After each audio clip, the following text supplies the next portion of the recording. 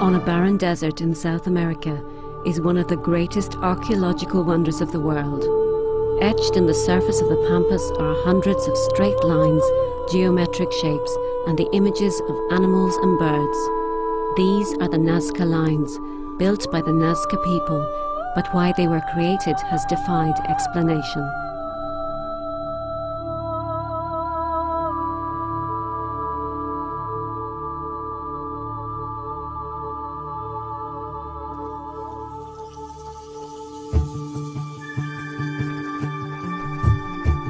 They were first spotted when commercial airlines began flying across the Peruvian desert in the 1920s. Passengers reported seeing mysterious primitive landing strips on the ground below.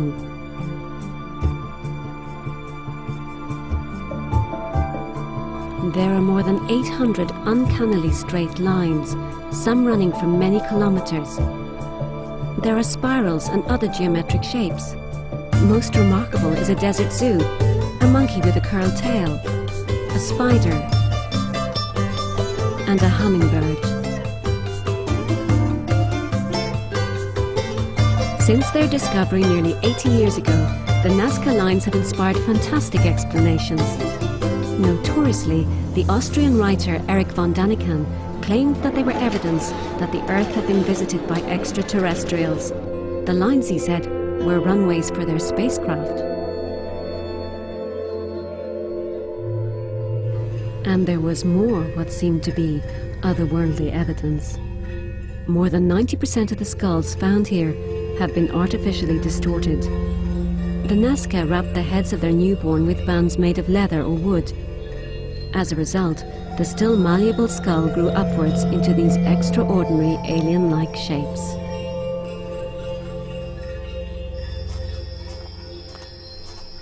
Scientific study began in the 1940s with the arrival of a German mathematician and astronomer, Maria Reicher. Reicher believed the lines were a sophisticated astronomical calendar. In 1965, astronomer Gerald Hawkins came to Nazca, fresh from investigating Stonehenge. He used computers to check Reicher's theory. Hawkins could find no connection at all between the lines and the stars. Astronomy was not the solution to the puzzle. But there is no mystery how the lines were made. The desert is covered with a layer of dark-colored stones. Beneath is a lighter-colored sediment. To create a line, the Nazca simply had to remove the stones on the surface in whatever patterns they wished. Similar designs had been found in Nazca cloth patterns, which were all woven from a single thread of llama wool. In a similar way, the pictures of animals created on the desert floor are all based on one line etched into the ground. It seems to have been the Nazca's proficiency as weavers that allowed them to execute pictures and designs on such a large scale. Weavers start with small designs, then scale them up on looms. The same technique could have been applied on the pampas. The line builders would have started with a sketch, and then enlarged the scale with pegs and markers.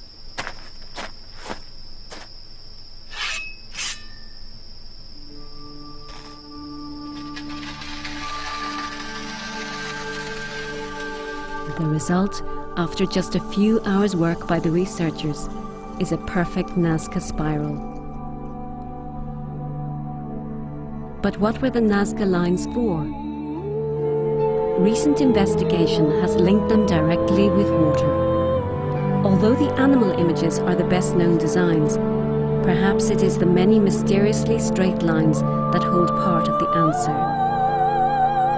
It has been shown that all but one of these lines start from star-like radial points, often marked by a low mound, and every one of those points bordered rivers and tributaries. They were sacred walkways. So perhaps ritual and survival did indeed come together between the lines.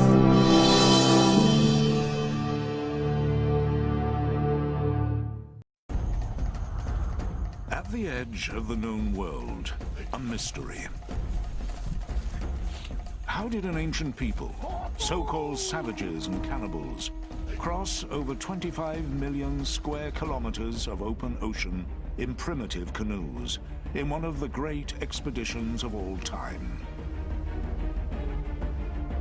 It's baffled experts for centuries, but today scientists and adventurers are uncovering surprising new clues.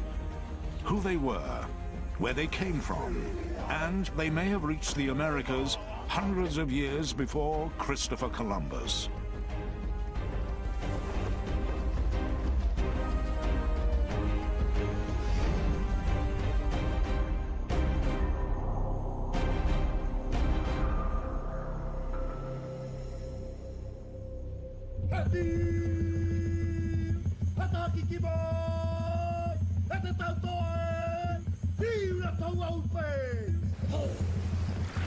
A race of explorers. They conquered the Pacific long before the Europeans. Then, all traces of them and their homeland seemed to disappear. Until now. Who were these people? What happened to them? And what was their secret?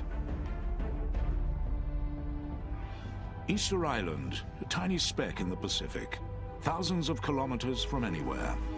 This famed island, known as Rapa Nui, is home to the mysterious statues. But the greatest mystery is the people themselves. How did they get here? Two young researchers are determined to answer that question.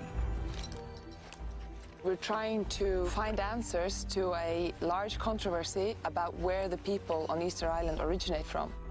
Who were the first people to live here? And how did they locate and settle in one of the most remote places on Earth, over 1,000 years ago? By using DNA research, we hope to be able to uncover some of the mysteries that surrounds this island.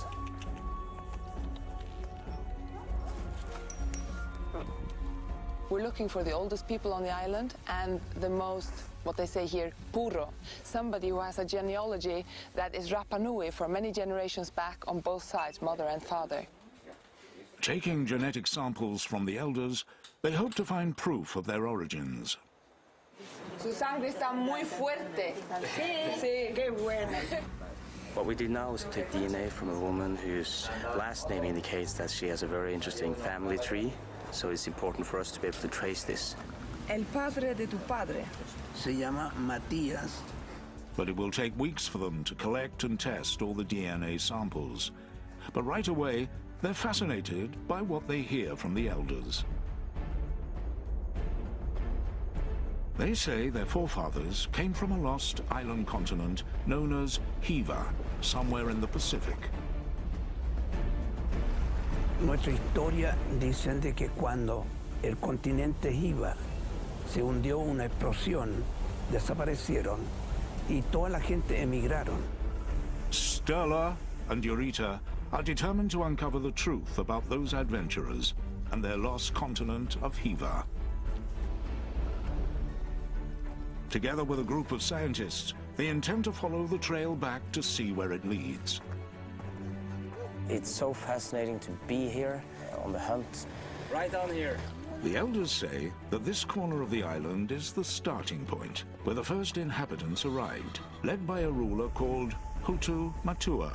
We are standing on the beach where legend says that the very first king, Hotumatua, arrived on the island. And Hotumatua, he originated from the lost continent, Hiva. As the researchers continue their work, other experts are following the same trail across the Pacific, starting at a set of islands over 3,000 kilometers to the northwest. A remote chain known as the Marquesas, part of the vast territory of Polynesia.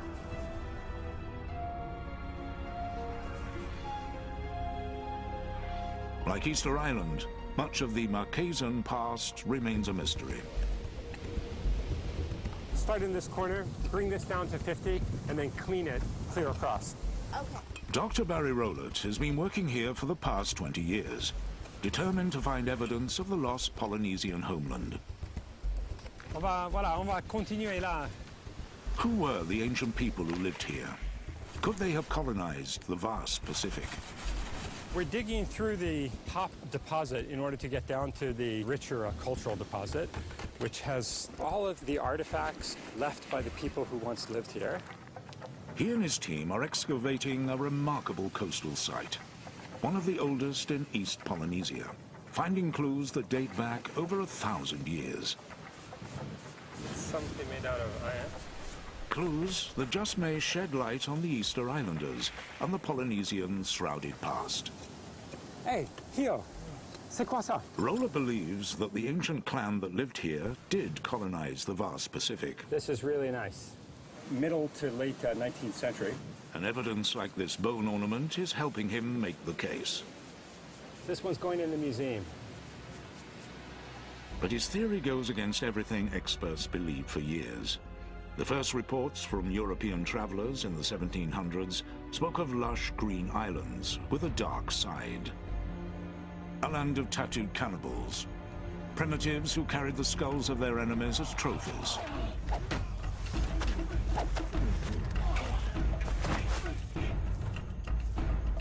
Marquesas was labeled one of the most savage places on Earth. Its people, simple barbarians.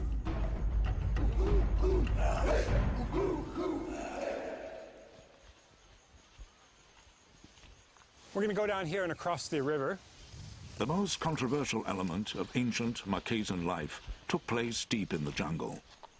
Religious ceremonies, notorious for human sacrifice. When a priest called for a human victim, then the people would go to a neighboring valley and just grab whoever they could.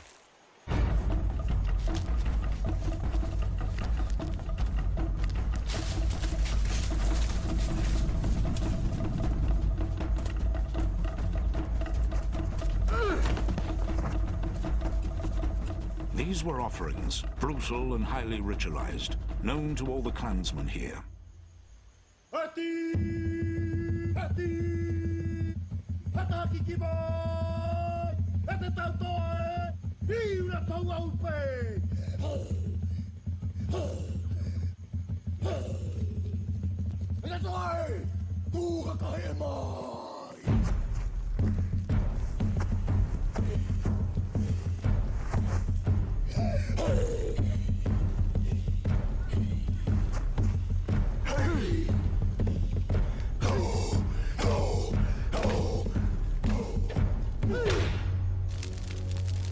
The meat of the victim is consumed by the chiefs and the priests, not as food, but as a kind of ancient communion.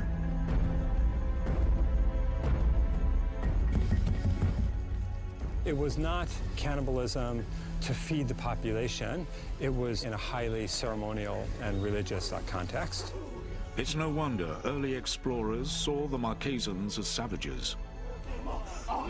They had almost no written language, no history, and by that time they were isolated, barely traveling at all.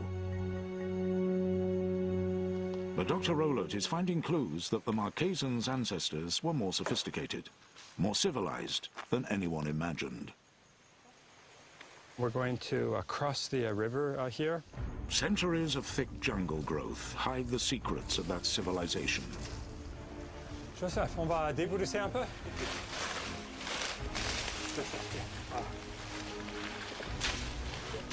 Waitahu was one of the most densely inhabited valleys in the past. There's evidence of an intricate society with a complex social order of priests and chiefs.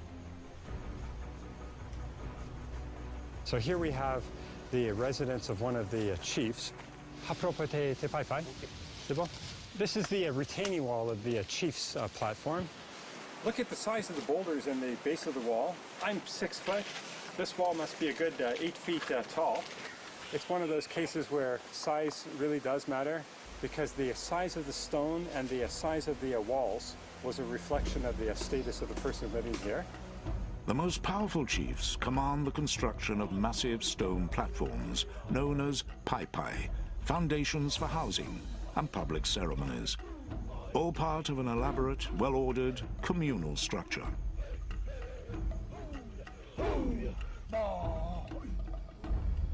For a young man growing up here, the first rite of passage comes in the form of an intricate tattoo. The evidence shows that tools made of fish and human bone or shark's teeth were used to force ink into the skin. Pigment for the tattoo is made from ash of a cooked tree nut. Until death, the story of his every battle will be tattooed into his flesh. For this young man, a remarkable journey is beginning. Deep in the Marquesan jungle, Roland makes a surprising discovery. This is it. Oh, here are the petroglyphs. Voilà, tu vois les deux petroglyphs. Here in French Polynesia is a startling echo from Easter Island.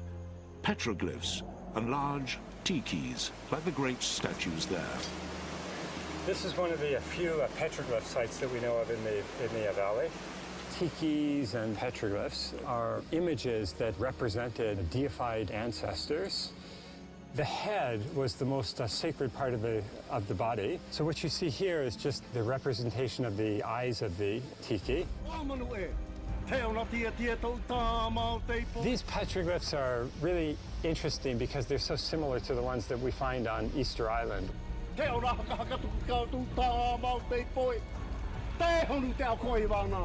Other than Easter Island, the Marquesas are one of the only few places on Earth where you'll find this kind of giant tiki. It's an intriguing link, the first hint of a Polynesian homeland, but the hunt for proof is just the beginning. Battle of the Pacific sponsors History Defined on National Geographic Channel. On an isolated string of islands in the Pacific, Dr. Barry Rowlett and his team are trying to find evidence to support a controversial theory. We're going to bring all the squares down to 75. For centuries, scientists believed that ancient Polynesians were too primitive to navigate the vast Pacific and colonize other islands.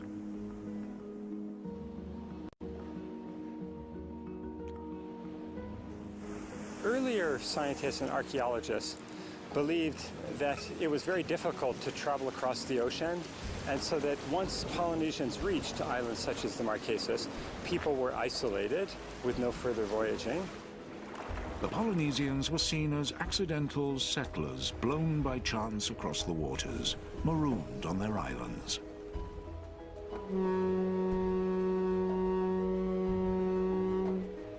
But Rowlett believes they were much more sophisticated. We're going to call this layer C because it's starting to get darker there, we can see already. That they intentionally made long round-trip journeys for trade and colonization. We're looking for archaeological evidence of inter-island voyaging and exchange. It's a fascinating theory, but he needs physical evidence to prove it. Let's see what you got. What do you think about this? This is unusual. It's a marine animal. So far, he hasn't found anything definitive. Only certain artifacts are useful as a window into the past, and Rowlett doesn't have what he needs. Until... Jackpot? Yeah. What do you have? Fish hook. Oh, beautiful. Wow, jackpot. This is a pearl shell fish hook. Try to clean it off. It's unusual that we find an unbroken fish hook like this in the excavation. So I'm just recording the location of that fish hook we found. The fish hook is made of pearl shell, and that's their first major clue. It's quite rare because it grows best in lagoons, and there are no lagoons in the Marquesas. This fish hook must have come from somewhere else. But the closest island with lagoons harboring this kind of pearl shell is over 1,000 kilometers away, in the Tuamotu island chain. How could shells from that far away have made it here?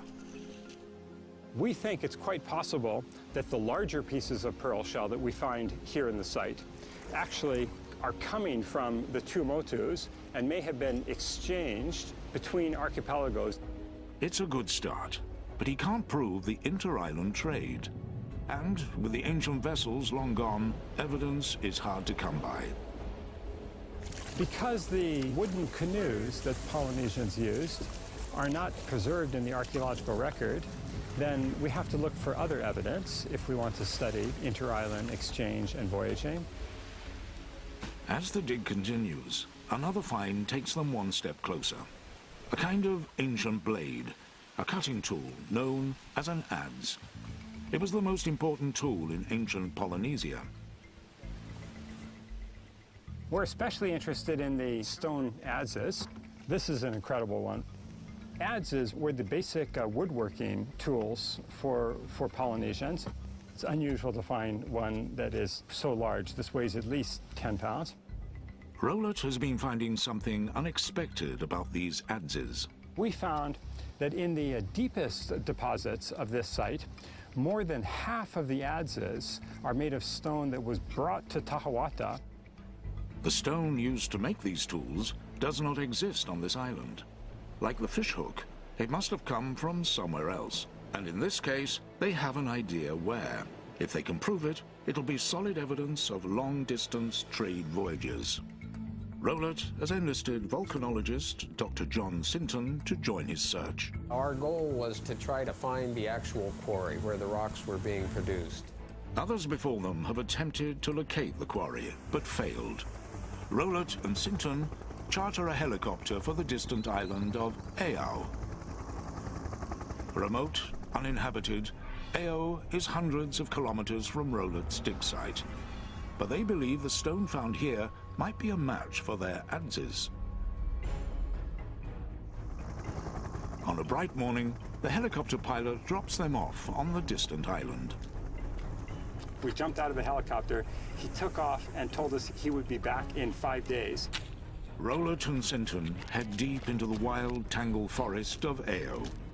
They have food and water for just 5 days. Aao is known as an island of ill fortune, inhabited by the spirits of the ancient people. After 4 days of hunting, they've got nothing, and they're exhausted. Searching, running up and down the ridges across the plateau, searching everywhere for the quarry.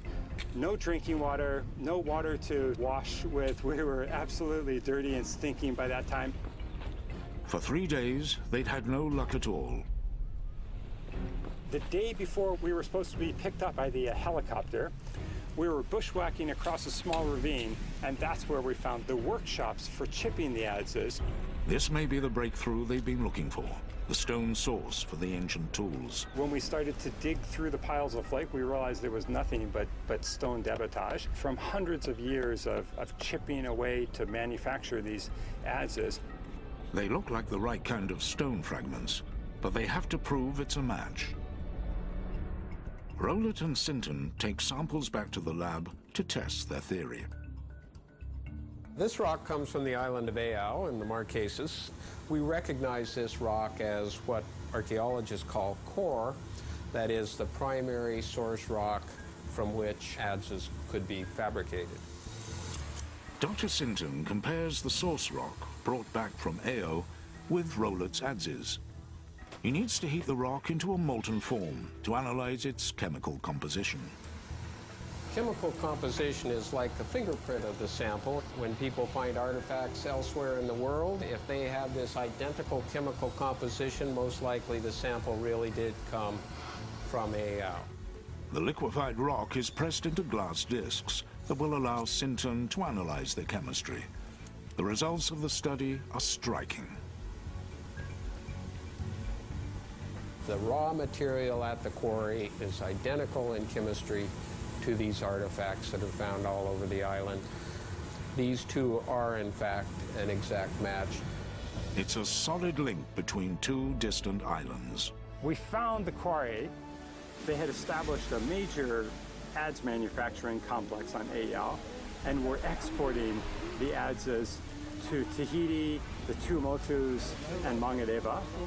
With the same Aao adzes turning up from the Marquesas to Tahiti, is evidence of a regular trade route covering hundreds of thousands of kilometers, much further than anyone imagined. This discovery from Dr. Rowlett and his colleagues is transforming the study of ancient Polynesia. This was a revelation because it started to show that there were voyaging spheres that linked the Marquesas and other islands in central Polynesia, what we refer to now as this East Polynesian homeland. The adzes are hard evidence of two-way, intentional long-distance voyaging. This is a radically different idea or view of Polynesian societies, because instead of looking at them as being isolated, we now see a lot of interaction and communication.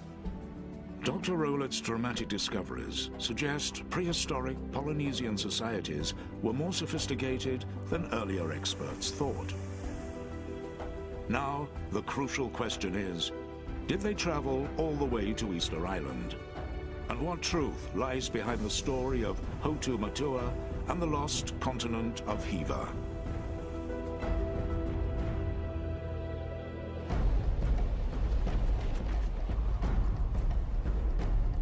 On Easter Island, the elders are positive their forefathers came from an ancient homeland called Hiva. To them, the facts are clear. Hiva is described as a land of green and jagged cliffs, ruled by tattooed warriors and fierce clans. Conflicts erupt, and rival clans go to war.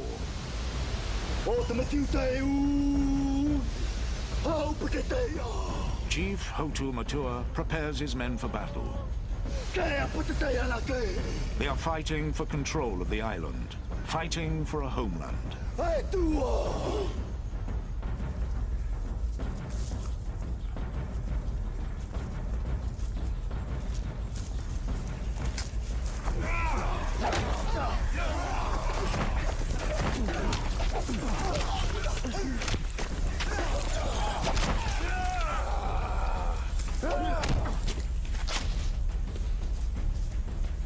Chief Hotu Matua and his men lose a decisive battle. Defeated, they must flee.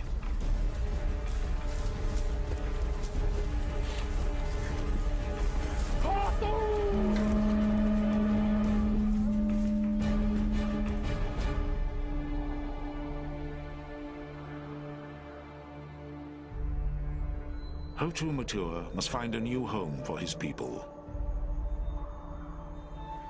The high priest dreams of a faraway island to the east, in the direction of the rising sun.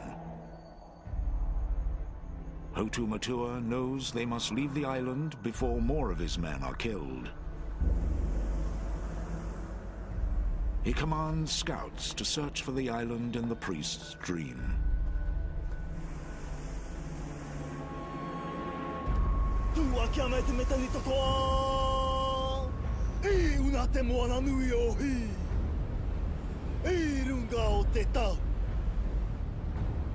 That's the Easter Islanders' story.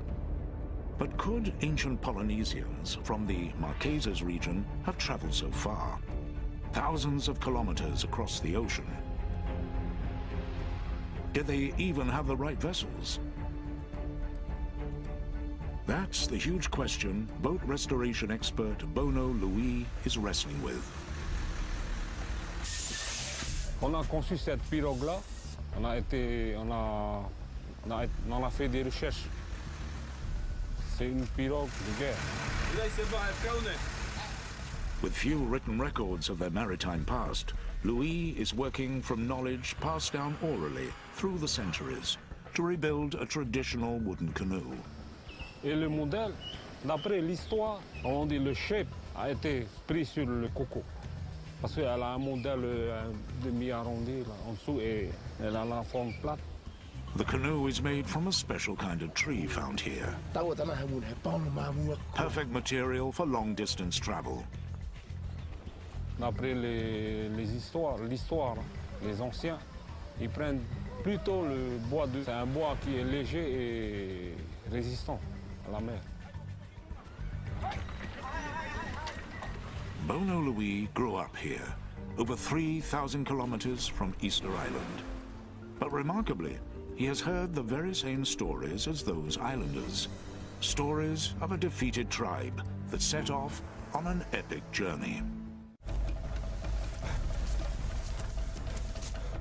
D'après l'histoire, avant ici, c'est un clan qui est obligé de partir parce qu'il y a la mort derrière. Il n'y a pas d'autre possibilité de s'enfuir avec une pirogue pour partir.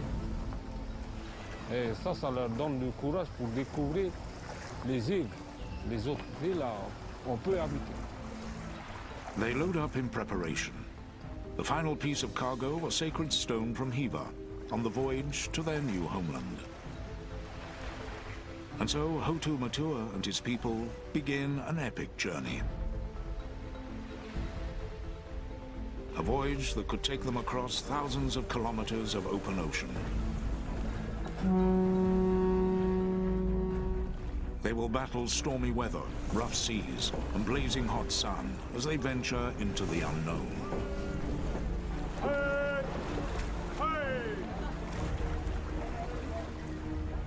The canoe will be their home for many weeks, but with no land en route, food and fresh water will be scarce. S'il n'y a pas assez de nourriture, donc il y a ce don. Et s'il n'y a pas de pluie, il y a danger.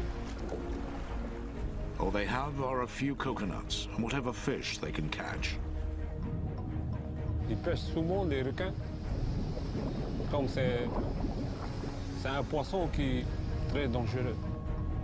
Danger is all around, and the distant hope of a homeland far off on the horizon. This is the islander's story.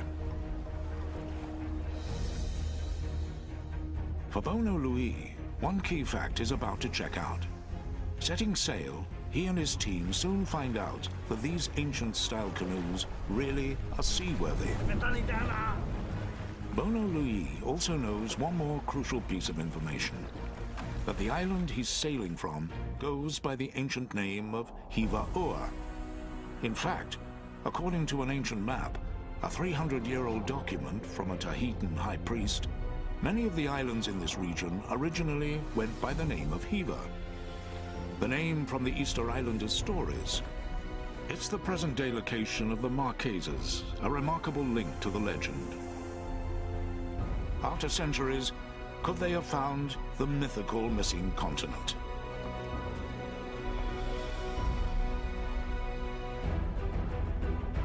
It's clear that the ancient Polynesians sailed the South Seas, but the Pacific Ocean covers 1/3 of the Earth's surface.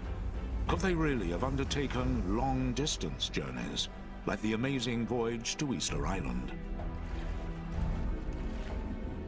Many historians and scientists assumed that Polynesians crossed the ocean largely by accident, being blown off course.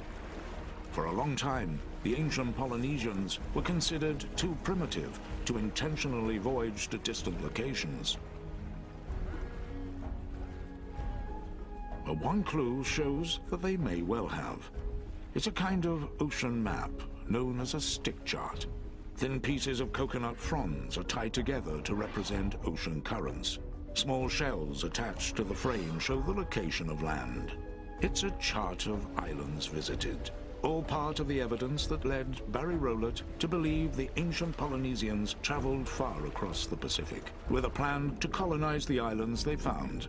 Our new theory is that the discovery and settlement of Polynesia was a systematic and intentional process and not at all accidental. Previously, experts believed this long-distance voyage across the Pacific would have been impossible for two main reasons. Firstly, the wind.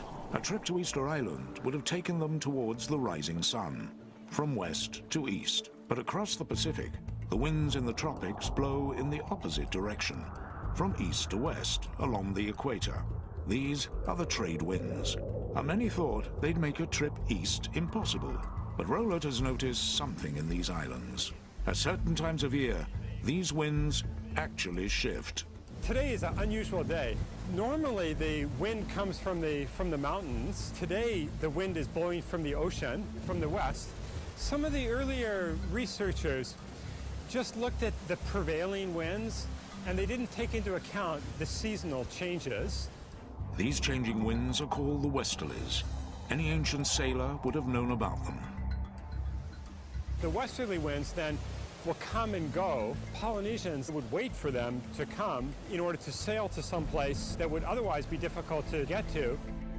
This would allow a canoe, like Hotu Matua's, to sail east with the wind at their backs. But there was still a second major obstacle: navigation. How did they pinpoint land in an immense ocean without a compass or any other tool? Nainoa Thompson and the Polynesian Voyaging Society are working to find answers. I really believe navigation, it's at the core of who we are as people. Here it comes. They intend to prove their ancestors were able to sail on epic two-way journeys across the Pacific. Open the main. Nice and easy, nice and easy. And that they have the navigation skills to do it. Let's turn it. Come on. Thompson is a master navigator.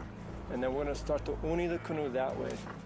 He trained with one of the few people on Earth who knew the secrets of how the ancients once steered by the stars. Micronesian navigator Mau Pialu learned this craft through oral traditions, passed down from generation to generation, over 3,000 years. Everything you see on this canoe that we do today, fundamentally, it all came from Mau. How did the ancients find their way across the vast Pacific? And in a culture with no writing, how are routes and directions passed on?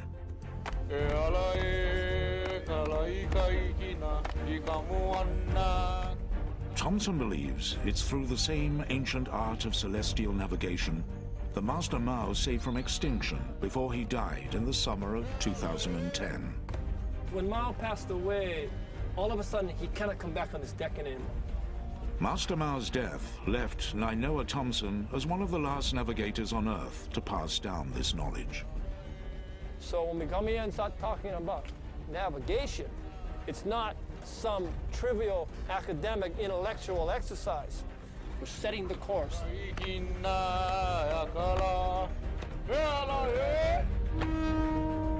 Now Nainoa Thompson just needs to prove that this ancient knowledge would have allowed their ancestors to cross thousands of kilometers of open water to find their way to Easter Island. In the middle of the Pacific, the Polynesian Voyaging Society is trying to demonstrate that their ancestors could navigate vast stretches of open ocean long before the compass was even invented. Well, I'm going to get the sails up. No, pull them straight, pull them straight. Thompson's goal is to show that even a crew of young explorers with no modern instruments can find their way using his ancient knowledge. We're going to hold a course towards Tahiti, so for the first part of the night, and then we'll hold a course back to Hawaii. So it'll be like we're going to Tahiti in the minds of these students, and then it'll be like coming home once we turn around. Their main tools come out at night. Like his ancestors, Nainoa has memorized a detailed map of the stars. But can he use this map to find his way across immense stretches of open ocean? The traditional star compass is very old. It's, as far as we know, it's probably 3,000 years old, and it's not magnetic. It's not in a little box. It comes from the heavens. It comes from nature, and it's defined by rising and setting stars that come out of the ocean and go in the ocean every night. Nighttime is interesting because it's a time when it's the best time and it's a time when it's the worst. When there are a night like tonight where there's so many clear stars, we have hundreds of opportunities to keep a very accurate course. Rising and setting points of the stars provide direction. So what direction are we heading? Southeast, northwest. The night sky is like a dome that encloses the Earth in space. The dome revolves around the Earth on its axis. The canoe is at the center of the dome, fixed, with the world and the stars shifting in front of them. A perspective that would inspire the inventors of today's GPS. We use about 220 stars by name. So basically, 220 stars positioned in rise in the east and 220 in the west. But several hours into the night, Thomson is concerned. They've gone off course. He spots a telltale sign. If you look at Kamakau Nui o Maui, yeah, you look at the head, the 3 stars in the head, and generally, they make a vertical line towards south. Kamakau Nui o Maui is the Polynesian name for Scorpio. For thousands of years, ancient navigators have used this constellation as a heading towards south. When the Scorpion transits and those stars are vertical, then the Scorpion becomes you're heading towards Tahiti. So we gotta go more to the east. So let's go open the back sail. We open the back sail to actually help steer us towards farther into the wind.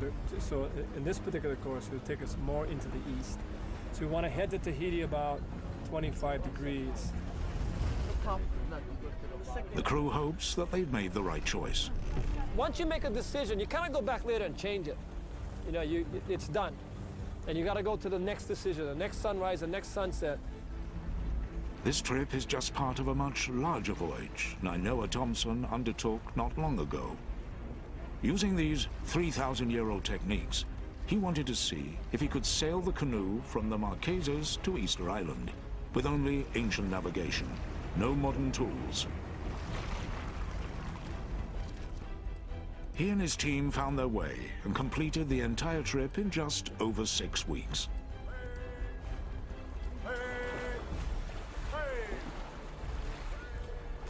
Thomson's journey was the evidence researchers had been looking for. The proof that Hotu Matua could well have traveled from Hiva to Easter Island. That his journey may well have been much more than just a legend. I cannot honestly say that Hotu Matua was with us the whole way. He was navigating us the whole way.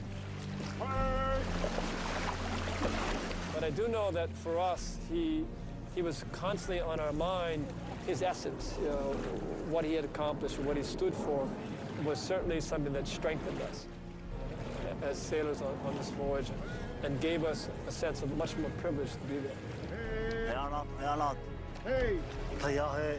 My ancestors were exploring this ocean world, crossing much more miles and millions of square miles of ocean than anybody other culture in the world. So we are relearning how intelligent, how strong, how courageous, and how capable our ancestors were. And that sense of pride in who we were give us a sense of pride in who we are today. The discovery of Easter Island by ancient Polynesians is one of the great feats of exploration in human history. But some scientists now believe that it may have been just the beginning. Is it possible these ancient Polynesians came to the Americas hundreds of years before Columbus?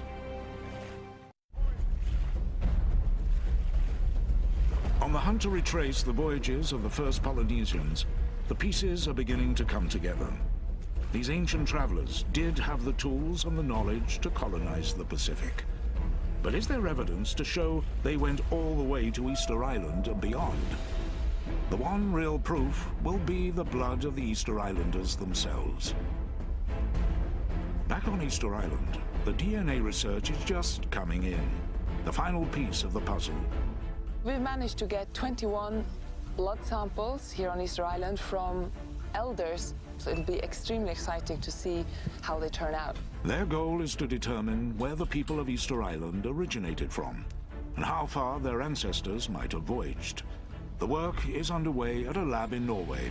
Contrary to what a lot of historians and scientists have written about the Easter Islanders, they themselves think that they came from an ancient homeland called Hiva.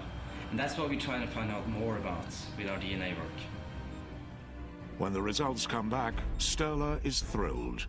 Our work actually can confirm that the ancient Polynesians came from a Central East Polynesian homeland. This is the proof they've been looking for.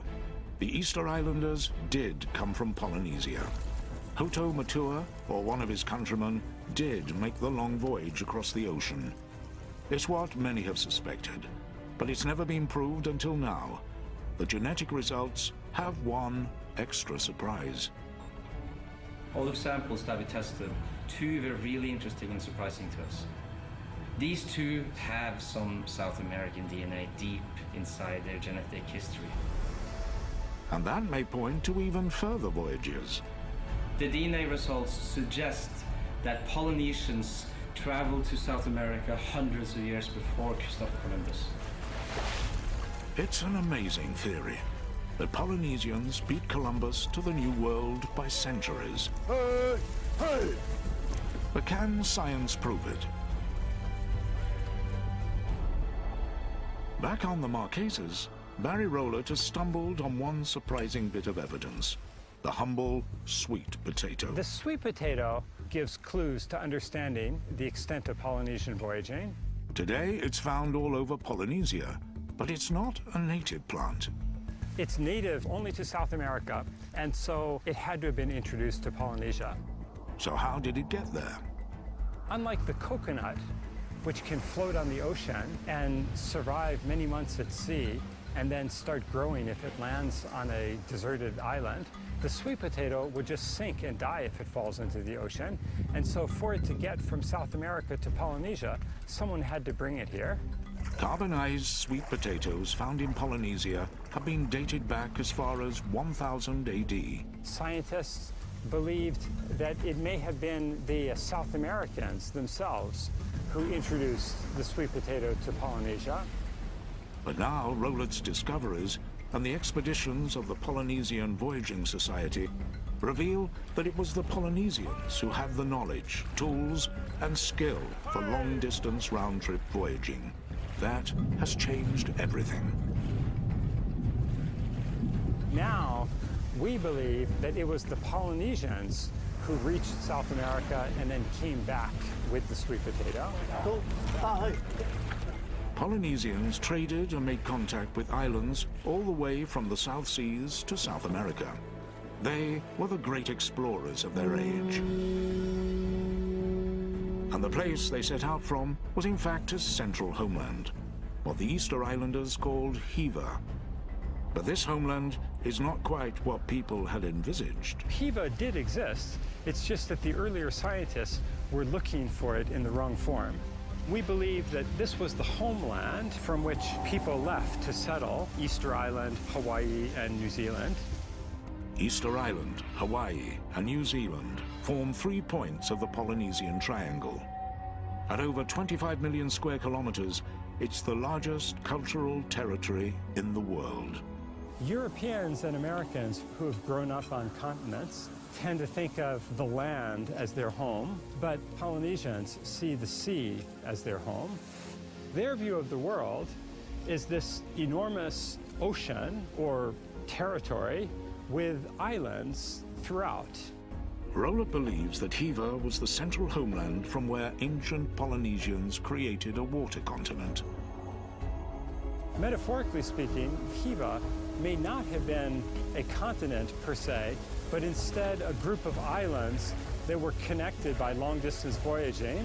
At over 25 million square kilometers, the Polynesian Triangle will be the third largest continent on the planet, but it will be doomed to disappear in later years when they stopped long-distance voyaging. The disappearance of the continent, or the sinking of the continent, then was simply the breakdown in the interaction sphere that led to the isolation of these islands. For Rowlett, all the facts add up.